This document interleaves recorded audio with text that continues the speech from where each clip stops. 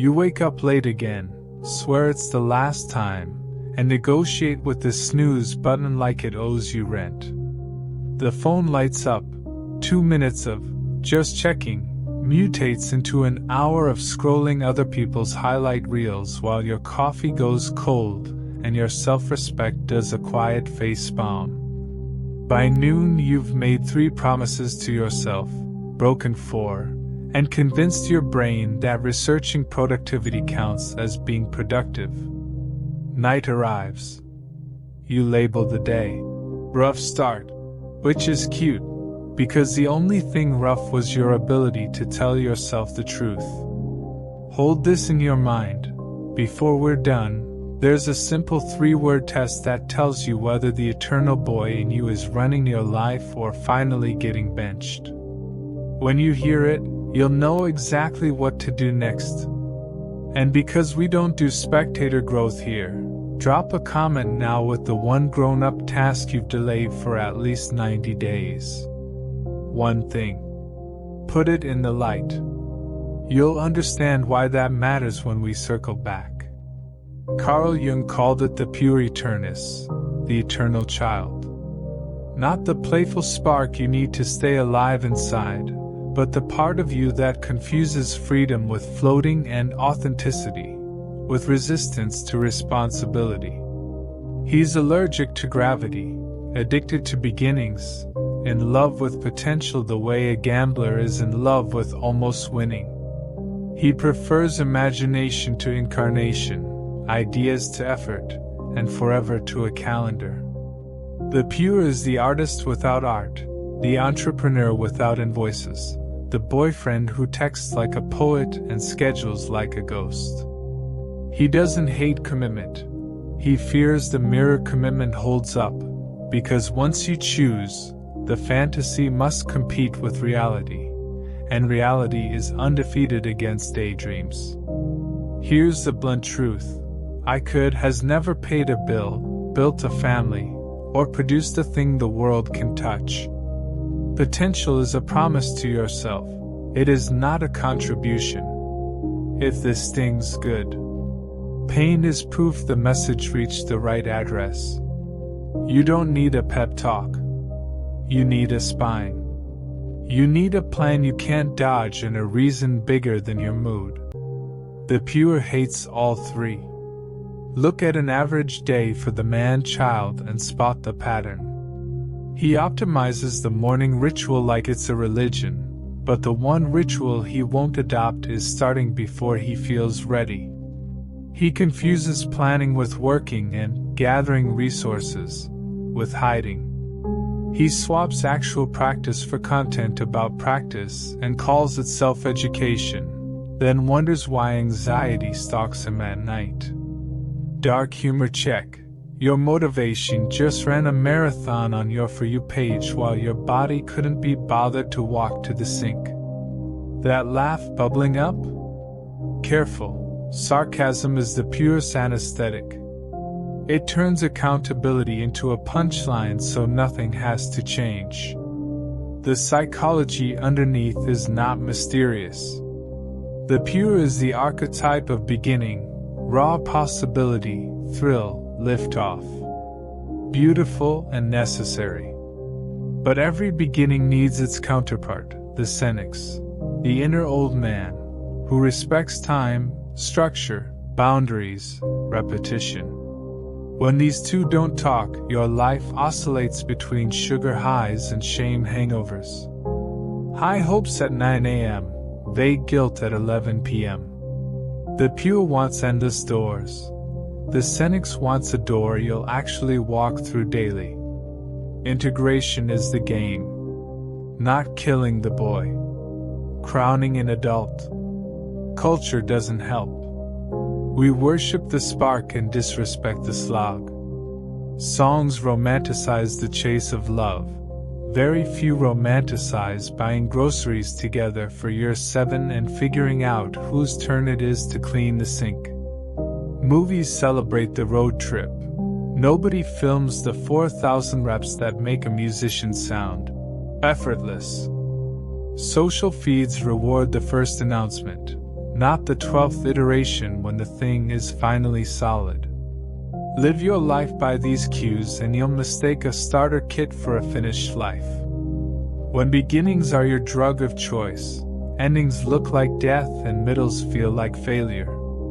Which is why so many grown bodies feel 17 inside. The story never left chapter 1. Jung would point to complexes, the hidden autopilots that grab the wheel when you're not watching. For many men stuck in eternal boy mode, a mother complex runs the show. Not mom issues, as a cheap punchline. The mother archetype promises comfort, unconditional approval, warmth, relief. Necessary for survival, catastrophic when worshipped. If comfort becomes king, anything that smells like demand will feel like betrayal. A boss asking for deadlines? Oppressive. A partner asking for a plan? Controlling. A budget asking for discipline? Not my vibe. The opposite pole is father energy, structure, rule, order, consequence.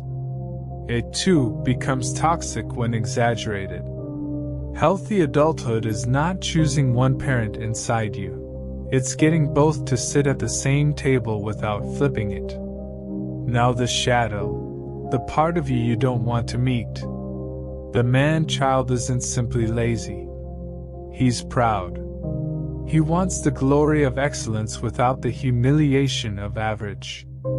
He'd rather be a genius in theory than a beginner in the wild.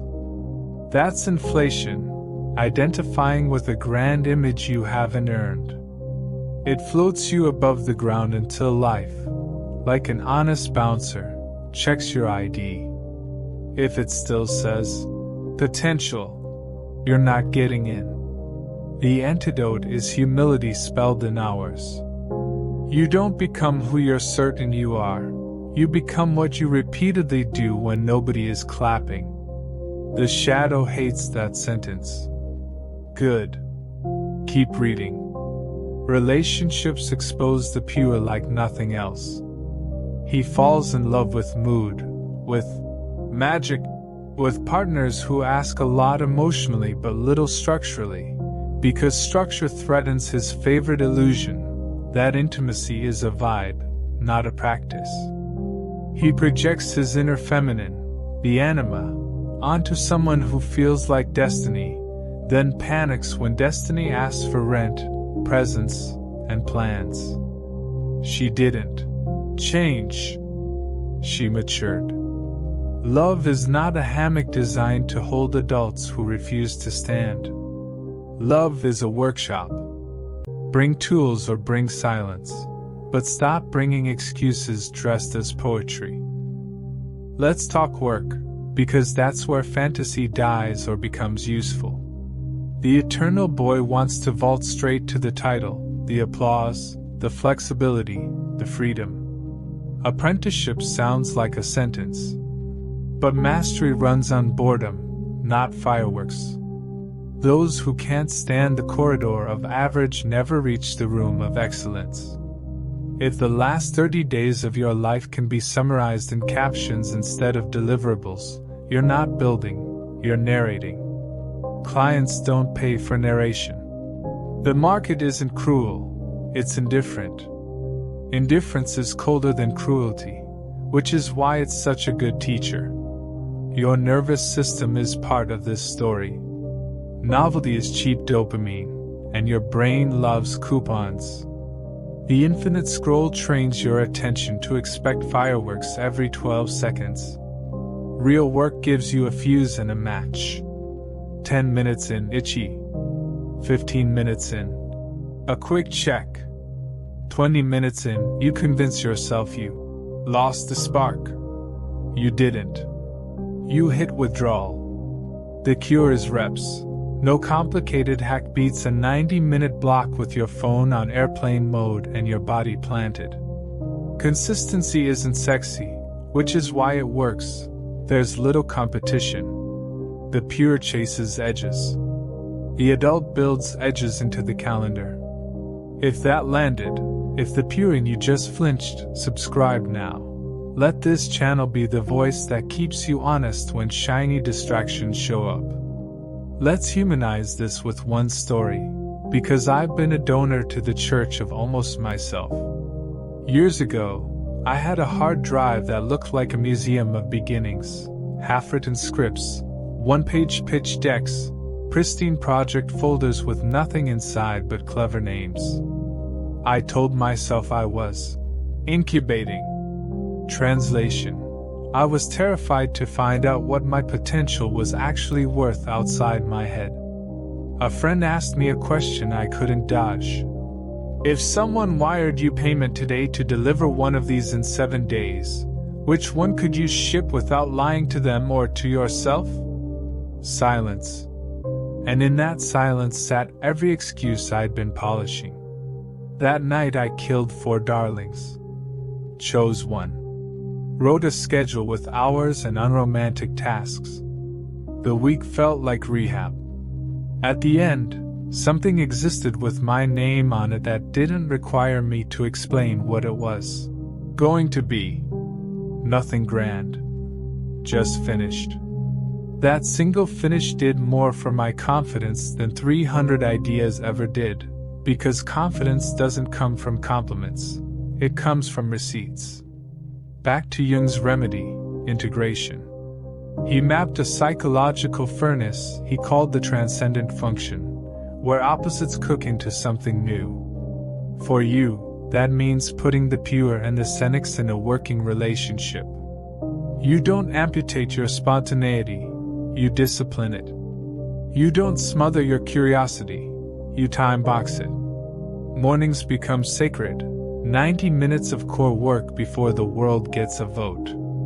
Afternoons can host meetings and mundane tasks. Evenings can be social or creative play. The point is a spine. Without a spine, life treats you like a jellyfish, beautiful, reactive, directionless, food for currents. People want. How? So here's a ruthlessly simple template that will outlast your mood. Pick one arena to gain gravity: work, body, or relationships. Name one behavior that produces a visible artifact in that arena. Work. Ship something measurable daily before noon. A page, a prototype, a pitch sent, a client followed up. Body. Train 3 times a week, walk every day, sleep like you respect tomorrow, and eat like you plan to live past 50. Relationships. Make one concrete contribution weekly, plan the date, handle the logistics, have the hard conversation without theatrics, or call the family member you've avoided. None of that requires motivation, it requires a vow. The Puer loves motivation. The adult makes vows and gets bored in the service of something he actually cares about. Money next, because financial adolescence keeps people emotionally nine for decades. Cash used as a mood stabilizer ruins both your bank account and your backbone. Automate the boring, pay yourself first, build the emergency buffer like a grown man who knows chaos visits uninvited, and stop treating payday like a holiday. If your first purchases are dopamine, your future self has no lawyer. Anxiety loves men who refuse to do math. It can bill you interest forever. Let's tilt the camera to friendship. The eternal boy curates a circle that mirrors his float, friends who are hilarious at 11 p.m. and suspiciously unavailable at 6 a.m. when it's time to build. Upgrade one seat at your table to someone who asks for receipts. Post-gym selfies don't count, reps do. The right friend doesn't clap for your potential, they clap for your practice. And they'll also call you out with love when your excuses start wearing cologne. Digital life needs a knife, so here it is: cut sugar from Signal. Sugar looks like learning and tastes like momentum. Signal is boring before it's powerful. 3 hours of mindset, clips is sugar. 30 minutes of reading followed by 30 minutes of writing your own take is Signal. A 6-podcast binge is sugar. One interview carefully applied to your calendar tomorrow morning is signal. You already know the difference. Your anxiety knows it, too, which is why it spikes when you fake progress. Stop rehearsing and rehearse less, perform more. A word on love, because many men use romance to outsource adulthood. If your partner manages your calendar, emotions, and future while you bring vibes, that's not a partnership. That's a daycare with kissing. The masculine grows by bearing weight. Not performative bravado, actual load. Show up when it's awkward. Apologize cleanly. Keep your promises when the mood is gone. Protect your home from chaos, starting with the chaos you create. Respect lives where reliability lives. Want to feel masculine energy without the cartoon? Become dependable. Quiet competence beats loud swagger every day of the week. Now the part that almost nobody will tell you because selling you easy is more profitable. Growth should hurt. Not because pain is holy, but because the parts of you built on fantasy die when reality walks in. That ache you feel when you finally close extra doors isn't a mistake. It's the sound of you becoming dense enough to build on. The Puer is weightless. You could throw him across a room. The adult has gravity. People feel it when you enter a space. You don't have to say much. Your schedule speaks. Your body language tells the truth. Your reputation arrives before you. Ritual matters because modern life forgot to initiate men. We traded ordeal for birthdays and called it good. If you want to stop feeling like a teenager hiding inside a 29-year-old body, design an initiation you can't dodge. Choose a 90-day vow that narrows your life on purpose. Not the theatrical vow of reinvent everything. The surgical vow of publish weekly without fail, or no alcohol until the launch ships, or 6 a.m. training 3 days a week, phone off until 8. Close the back door. If it doesn't pinch, it's not real. On day 17, when novelty is dead and nobody is cheering, you'll meet the boy in you who begs for escape. Shake his hand, thank him for his imagination, and keep walking. That moment, not the first day selfie, is the hinge where you either become a man or return to the carnival of almost. You're going to ask, what about passion? Important. Also unreliable. Passion is a good starter. It's a poor driver. Values should drive. Systems should steer. Discipline should fuel. Passion can DJ.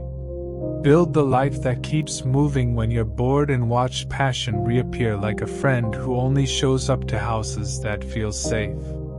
Time for the promise test. 3 words. Say them out loud, write them on paper, put them in your calendar, make them your private oath for the next 30 days. Pick. Close. Carry. Pick one path you can stand behind without applause. Close the other options for a season so your nervous system learns the taste of commitment. Carry the weight daily whether you feel like it or not. If you can't do those 3, the boy is still steering. If you can, the floor appears under your feet, anxiety stops being your boss, and life starts paying you compound interest and respect. Let's tie this back to the comment you left at the start. That one grown-up task you've avoided, make it the test case. Pick it. Close competing obligations that steal from it. Apps off, tabs dead, soft commitments cancelled. Carry it onto your calendar at a fixed hour with a visible artifact due at the end of the session. When you finish today's slice, post a quick line below. Slice done. That's not performative.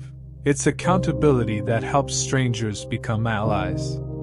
A closing image to keep you honest. A man stands at the edge of fog. Behind him is a carnival, flashing lights, snacks, compliments for nothing. In front is a trail marker with his name burned into the wood. He waits because waiting lets him keep all his costumes. The day he steps, he loses the costumes and gains a face. The fog doesn't disappear. He gets a spine and walks anyway. At the first clearing there's a bench, a toolbox, and a deed. The deed is blank until you sign it with work done on days you didn't feel like it. That signature is what the Puer can't provide and what the man can't live without. If you felt the punch of this, you know what to do next. Fix a time tomorrow morning. Guard it like a paycheck. Run the test, pick, close, carry. Then come back with receipts. And if you want a voice in your ear that doesn't flatter your excuses, subscribe and hit the bell so this conversation keeps cutting through the noise on the days you'd rather float. Subject 29 isn't here to babysit your potential. We're here to turn it into something you can look in the eye.